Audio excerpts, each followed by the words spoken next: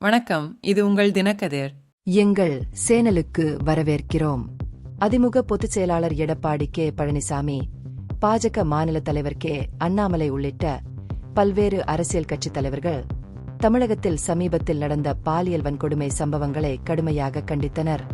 வேலூரில் ஓடும் ரயிலில் கர்ப்பிணி பெண் தாக்கப்பட்ட சம்பவம் மற்றும் திருச்சி மாவட்டம் மணப்பாறையில் 4ஆம் வகுப்பு மாணவி தாக்கப்பட்ட சம்பவம் ஆகிய 2 அதிர்ச்சியூட்டும் வழக்குகளைத் தொடர்ந்து அவர்களின் விமர்சனங்கள் எழுந்தன. பழனிசாமி தனது அறிக்கையில் மாநிலத்தில் பெண்களின் பாதுகாப்பு மோசமடைந்து வருவது குறித்து ஆழ்ந்த கவலை தெரிவித்தார். பள்ளிகள், கல்லூரிகள், பணியிடங்கள் அல்லது பொது போக்குவரத்தில் கூட பெண்கள் பாதுகாப்பாக இல்லை என்று அவர் கூறினார். வேலூர் ரயில் சம்பவத்தின் தீவிரத்தை எடுத்துரைத்த அவர் குற்றவாளி மீது கடுமையான நடவடிக்கை எடுக்க கோரினார். மணப்பாறையில் உள்ள அதே பள்ளியைச் சேர்ந்த மற்றொரு மாணவர் இதேபோன்ற தாக்குதலுக்கு ஆளானதாக கூறும் அறிக்கைகளையும் சுட்டிக்காட்டி பொறுப்பான அனைவருக்கும் எதிராக கடுமையான நடவடிக்கை எடுக்க வலியுறுத்தினார்.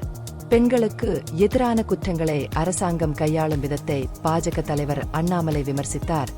இதுபோன்ற சம்பவங்கள் தமிழகத்தில் தினமும் நடப்பதாக கூறினார்.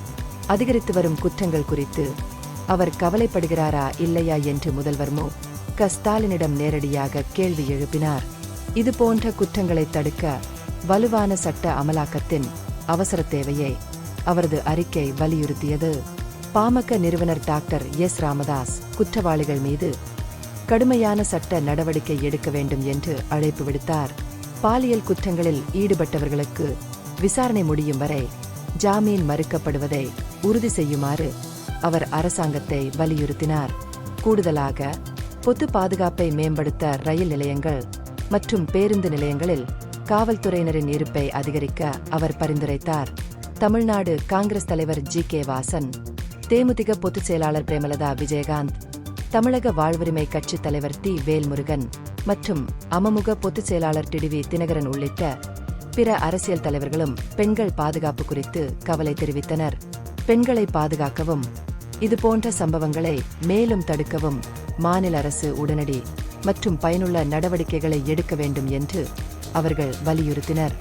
இந்த பகுப்பாய்வு நுண்ணறிவுள்ளதாக கண்டால் முக்கியமான அரசியல் முன்னேற்றங்கள் குறித்த கூடுதல் புதுப்பிப்புகளுக்கு லைக் செய்யவும், ஷேர் செய்யவும், சப்ஸ்கிரைப் செய்யும். உங்கள் தினக்கதிர். நன்றி.